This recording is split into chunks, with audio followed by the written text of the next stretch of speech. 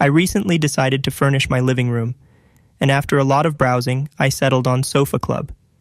I was intrigued by their stylish designs and the promise of customizable options. Now that I've had my sofa for a few months, here's my breakdown of the good and the not so good. PROs. Style. Let's face it, Sofa Club has some seriously good-looking furniture. I love the modern meets classic vibe they have going on. My velvet sofa is the perfect centerpiece for my living room. Customization. I could choose the fabric, color, leg style. I loved having the power to make my sofa feel uniquely mine. Comfort. It's surprisingly comfortable. At first, it felt a bit firm, but it softened up nicely. Perfect for lounging and movie nights. Cons. Price.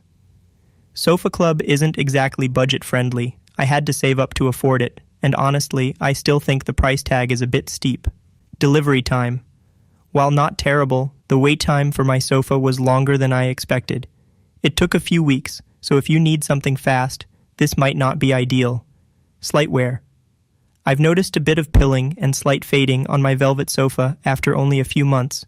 This is a bit disappointing considering the price. Thank you for watching. Get a special offer by following the link in the description.